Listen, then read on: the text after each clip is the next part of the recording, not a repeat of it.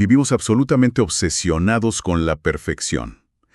Si la medicina moderna detecta una anomalía física antes del nacimiento, el instinto visceral de nuestra especie es intentar erradicarlo de inmediato. Totalmente, sí. Es casi un reflejo condicionado buscar cómo sellar esa falla. Exacto. Buscamos normalizar el defecto y, alisar la superficie para que encaje en el molde social.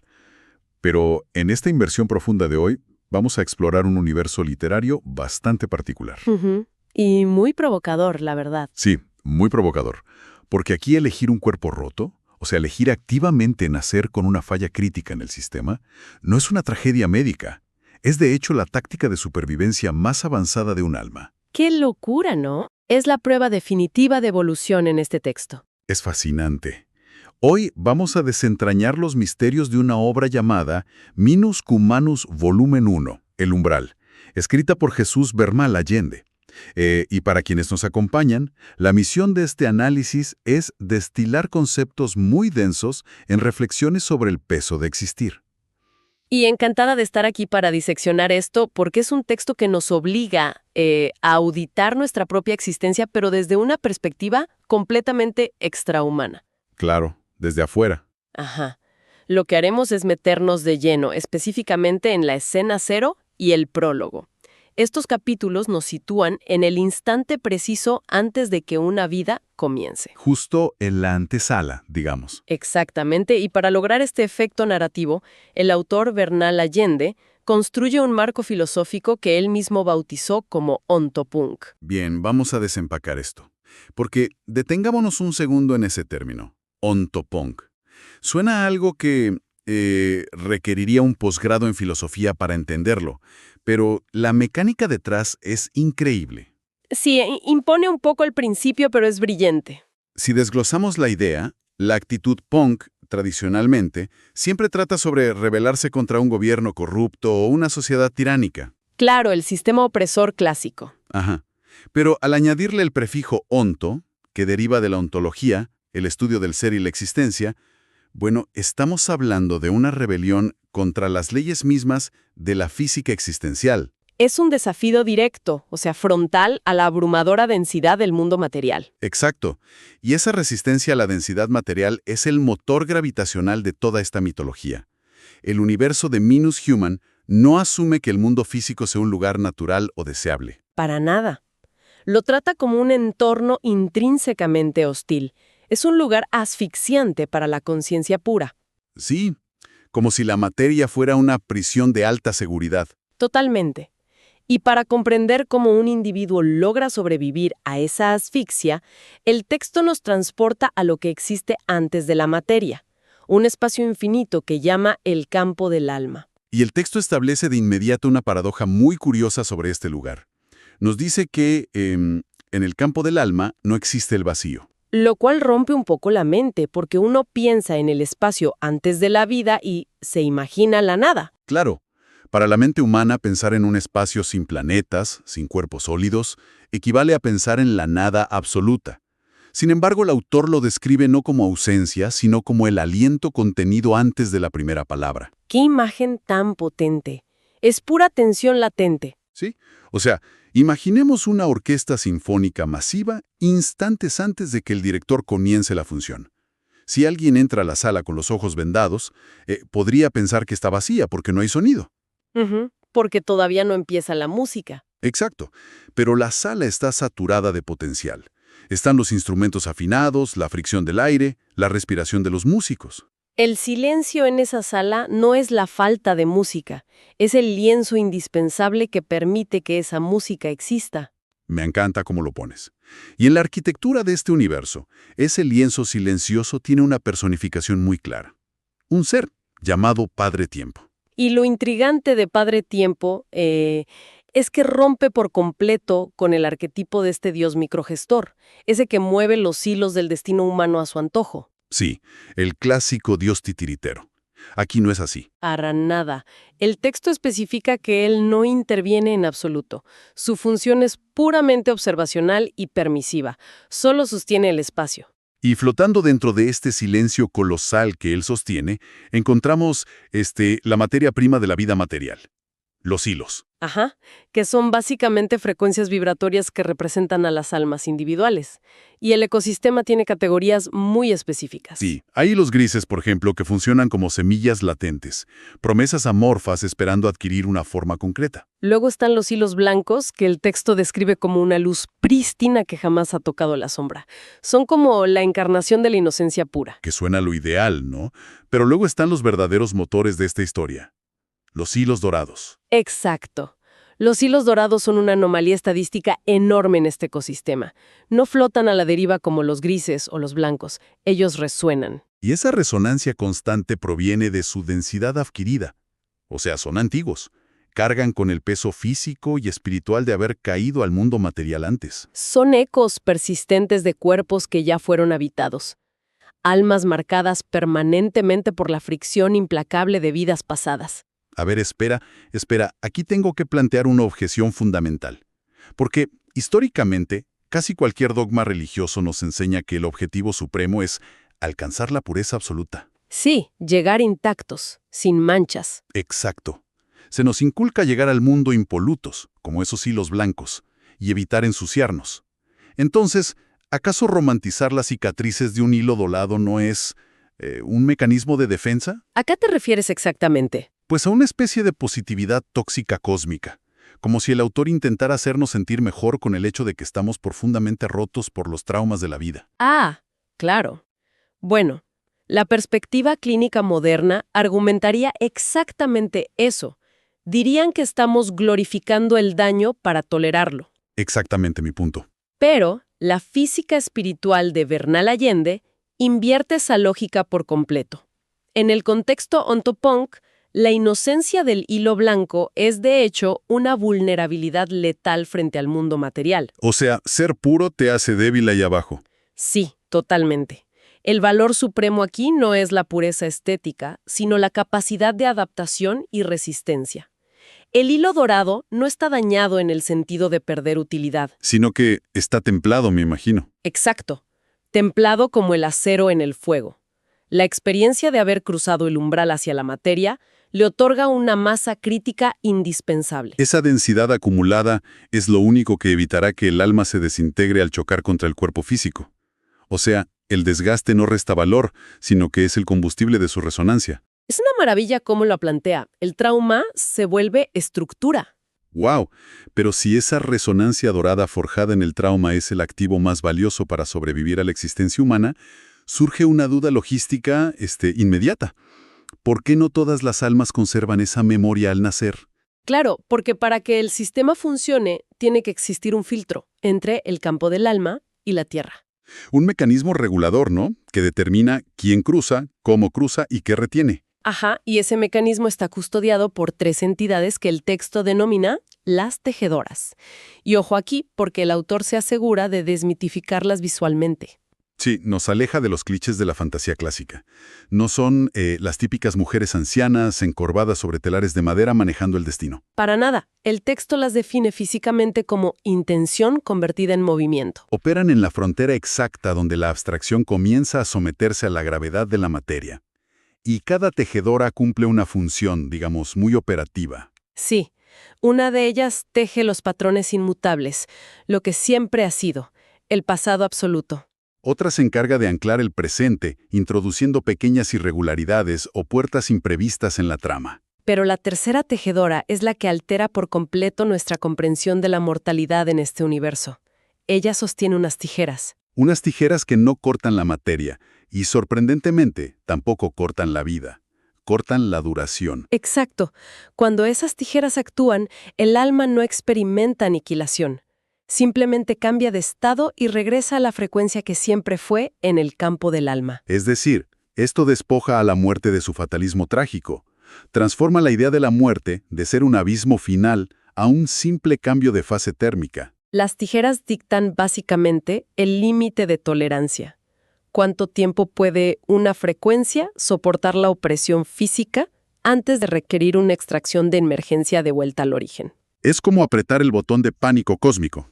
Y es justo frente al dominio de estas tejedoras, al borde mismo del umbral, donde ocurre el punto de inflexión de toda la obra. Sí. Un hilo dorado antiguo se acerca al límite de la caída. Las tejedoras ven la magnitud de lo que va a ocurrir y detienen sus manos. Y aquí es donde se pone realmente interesante, porque el comportamiento de este hilo antiguo desafía cualquier instinto de autoconservación. Totalmente. Porque frente a él hay una infinidad de cuerpos humanos en gestación. Podría seleccionar un recipiente impecable, un diseño anatómico perfecto, garantizando una vida de privilegios. Pero no lo hace. Ignora todo eso y se orienta hacia un cuerpo distante y periférico que presenta una fisura diminuta en su costado izquierdo. Una falla en un diamante, como dice el texto. El hilo elige, con absoluta conciencia, el envase comprometido estructuralmente. Imaginemos a un navegante experto a punto de iniciar una travesía en un océano lleno de tormentas. En el puerto hay acorazados impenetrables y cruceros relucientes. Sí, barcos perfectos para sobrevivir. Ajá. Pero este navegante, conociendo la violencia del agua, ignora las naves seguras y decide subirse al único bote que tiene un agujero intencional en el casco. Desde la óptica de la ingeniería tradicional, eso es un suicidio táctico incomprensible. Cualquier inspector diría que ese barco se va a hundir a las 10 millas. Claro, pero bajo la lógica de supervivencia ontopunk, esa falla estructural cumple un propósito vital. El alma comprende que para respirar en la abrumadora densidad del mundo, necesita una salida de aire donde otros tienen un muro. Porque la densidad no es solo el peso de los huesos o la carne. Representa una ceguera existencial. Los cuerpos perfectos, sin traumas, operan como cajas fuertes blindadas. Evitan que el agua exterior hunda la nave, sí, pero al ser tan herméticos, bloquean la entrada de luz superior. Asfixian lentamente al alma en su interior. Y la grieta elegida por el hilo dorado funciona como un sistema de ventilación bidireccional indispensable. Permite que la vastedad del mundo abstracto entre y también facilita que la luz interior impacte el mundo material. O sea, lo que las instituciones terrestres, la psiquiatría o las normas sociales diagnosticarían sin dudarlo como un trastorno debilitante. Una discapacidad o neurodivergencia que exige medicación urgente. Exacto, todo eso en este marco narrativo se revela como una tecnología de adaptación evolutiva extremadamente avanzada. El alma no está rota, ni defectuosa. Está abierta por diseño estratégico. Es una idea que da vueltas a todo lo que creemos. Y es vital entenderlo. Pero esa apertura estratégica conlleva un costo de peaje monumental.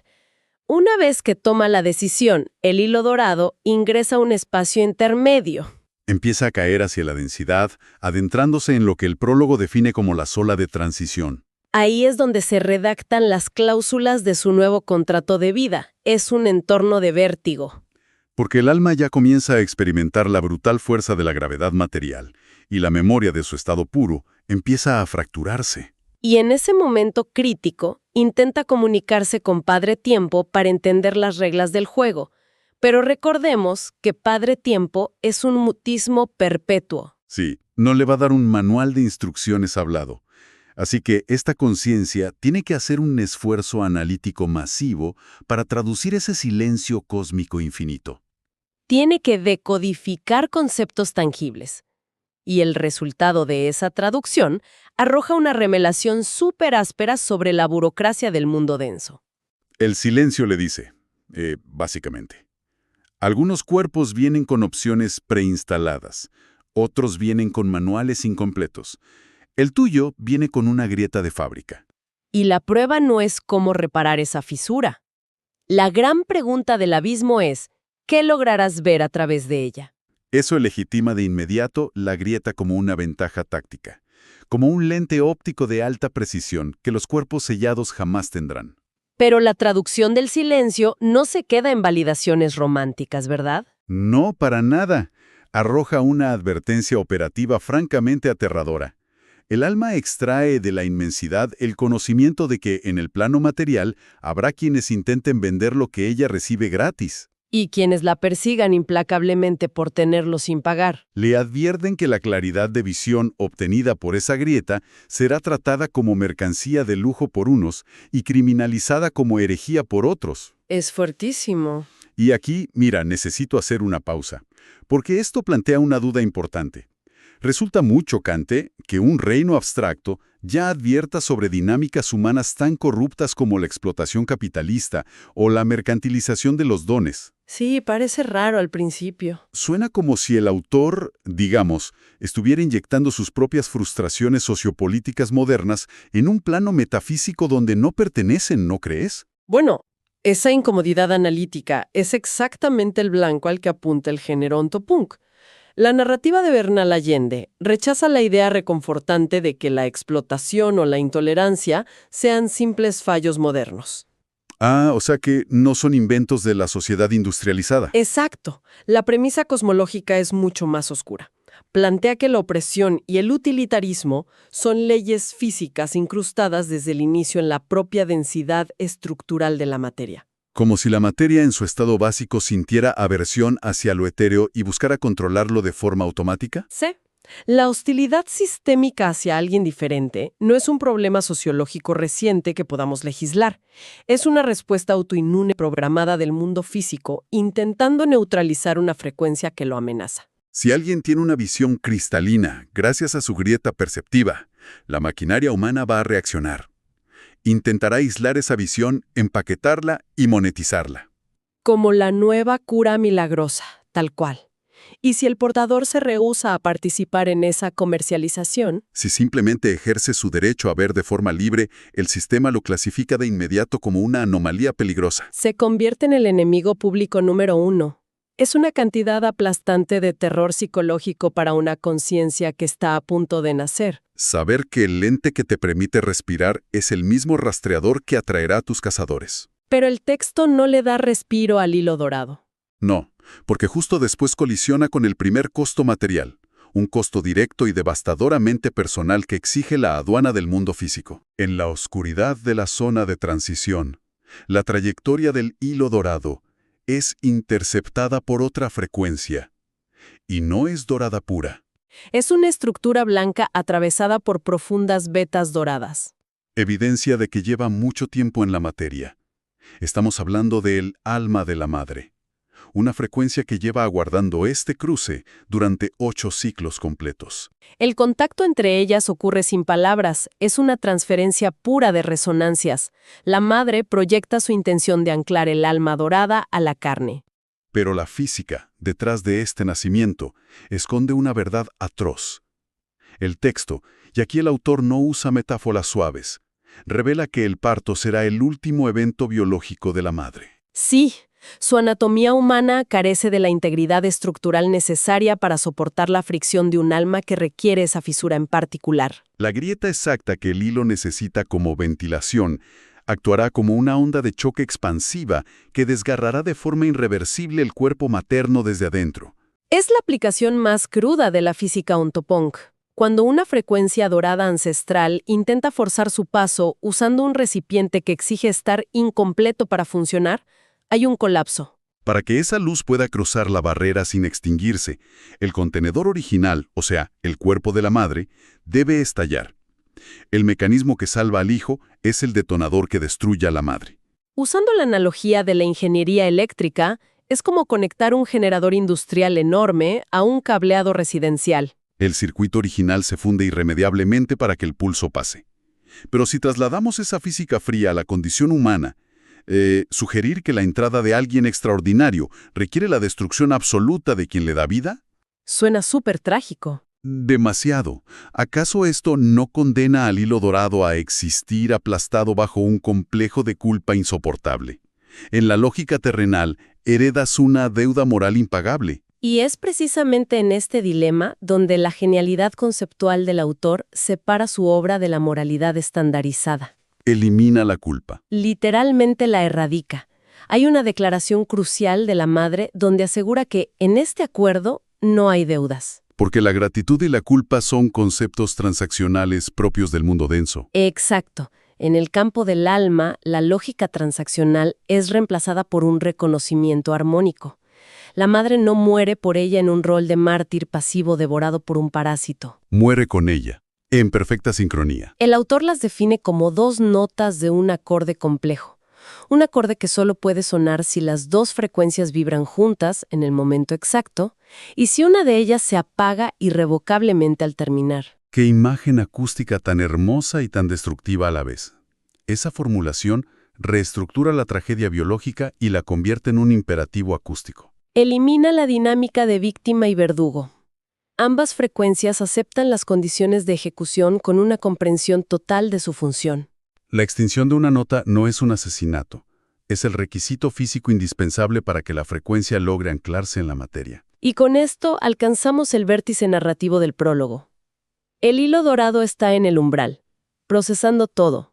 Conoce el trauma inminente, el ecosistema que intentará cazarla y la extinción de la frecuencia materna. Soportando esa presión cosmológica inmensa, el alma mira hacia Padre Tiempo, hacia ese silencio que observa sin intervenir, y ejecuta su decisión final.